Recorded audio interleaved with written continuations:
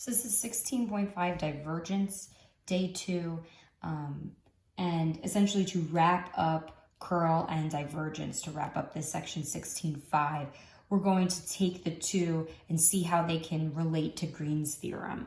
And essentially, we can use curl and divergence, those operators will allow us to rewrite Green's theorem in possibly more useful versions.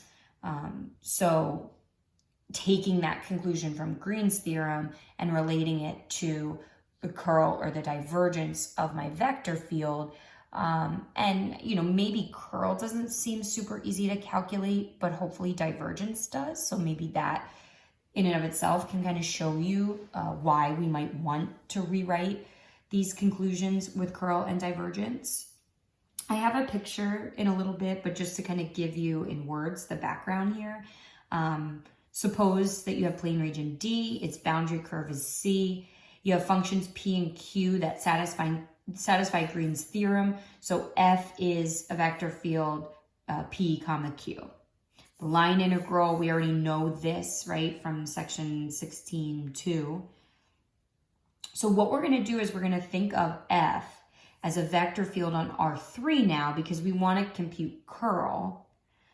So we want to have that third component, but we've already said that F is just P comma Q. So essentially we're going to just make that third component of F 0, which means it really is P and Q. F just has to do with X and Y. P and Q just have to do with X and Y, because we're now just introducing after the fact. We're introducing this third component and making it 0. So if you think about that, there really isn't a function Z, right? Z is just, there's nothing with Z in it, because P and Q to start only involve X and Y. And then we're introducing this third component that's just going to be 0.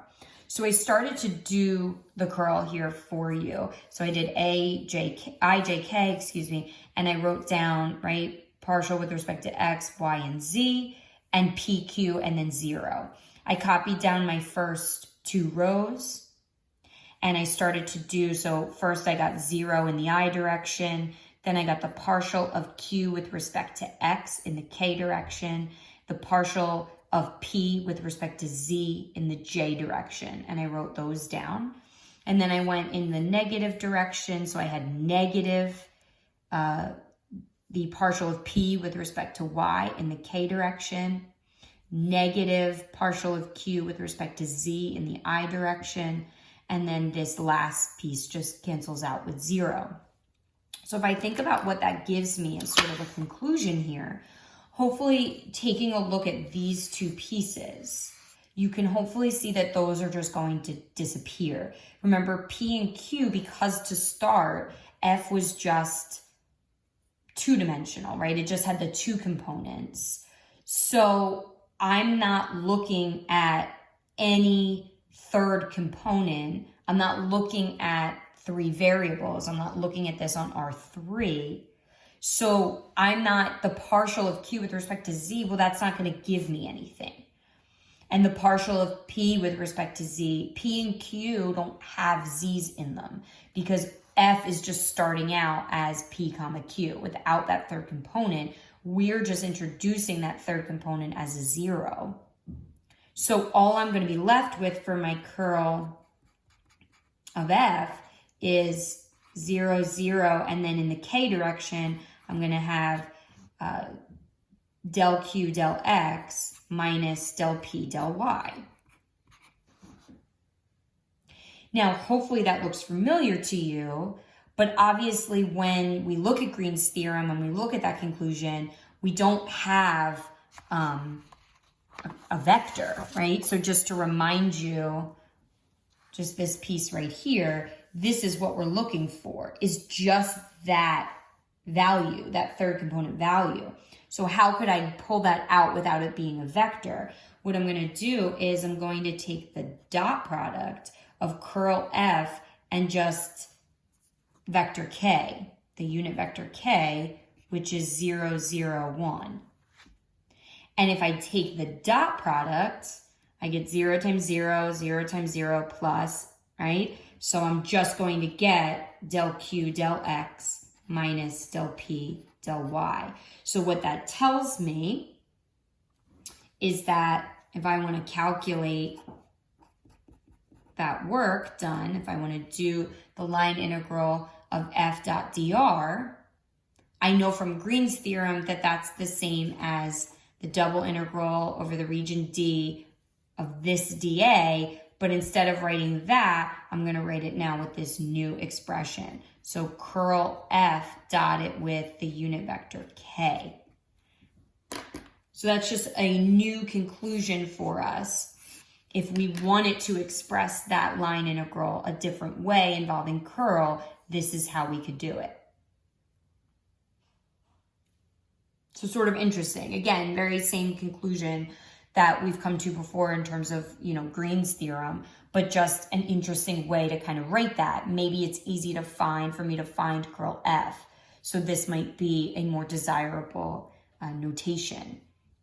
The one for divergence is not as simple. So it's going to take a little bit more background for us to get to that conclusion. So I have a lot of reminders here. These are all things that we've kind of discussed already. So obviously we know these two things are equivalent from 16.2. We know this is equivalent from Green's theorem. This was also another form that we had used in 16.2. Now back in 16.2, we could have also used the tangent vector. We didn't at the time. So I want to just take the opportunity now to relate that, because we're also going to take a look at the unit normal vector, because that's how we're going to relate divergence. So I'm starting, and hopefully you remember this. We had this in 16.2. We used that for a couple of our problems. So all I've done in this next step is I've just introduced this magnitude of r prime. And I introduced it on the top and the bottom, so these two things are equivalent. Why I've done that is this right here, just this piece, is the tangent vector. So it allows me to write it in a different form. And notice I've replaced this with ds. Which again, we did just sort of discuss that part back in 16.2. So this is just another way, again, to write that exact same integral, line integral. What I want to do now is, instead of this, I want to replace t with n, the unit normal vector. So I want to think about how all of those things relate. So that's what I have for you next. So I'm thinking about c, which is given by r of t, right? And then thinking about what my tangent vector looks like. This would be its components, right? If I was looking at, if r is x of t, y of t, then my tangent vector would be the x prime and y prime over the magnitude, right, of r prime. I have that picture that I promised you from earlier. So you have the region D and you have that curve C as the boundary. I have my tangent vector and my outward unit normal vector. Those two things have to be perpendicular. So I'm using those components of t to generate these components for n.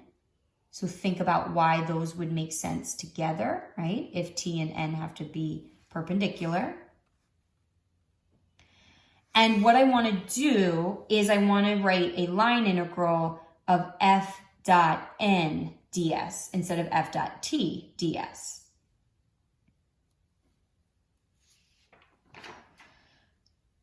So in order to do that, right, I want to do, first of all, I'm going to replace ds. I said before was, remember, ds is equivalent to this. So I put that in there. And then I also want to actually calculate this dot product. So I want to do f dot n. I have n right here. And f is just pq, right? So if I actually go through with that, and I actually do that dot product, so I'll remind you of F over here is PQ. So what's that going to give me? It's going to give me P times, and I have Y prime T over the magnitude of R prime T plus, because it's dot product, and then I have Q, and then times negative X prime T over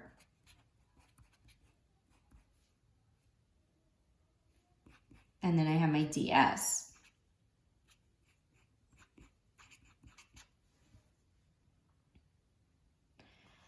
Then what I'm going to do is essentially eliminate that magnitude piece, right? I'm just going to get, that's going to cancel because I have it top and bottom. So it's going to cancel with each piece.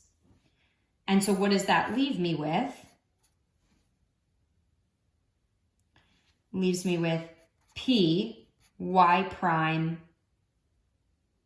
dt minus q x prime dt.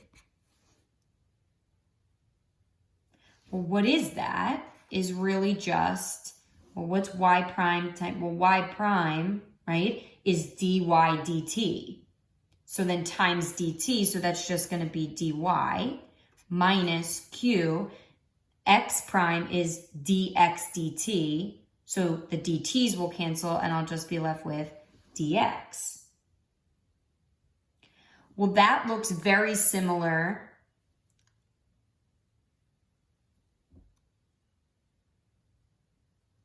to my Green's theorem.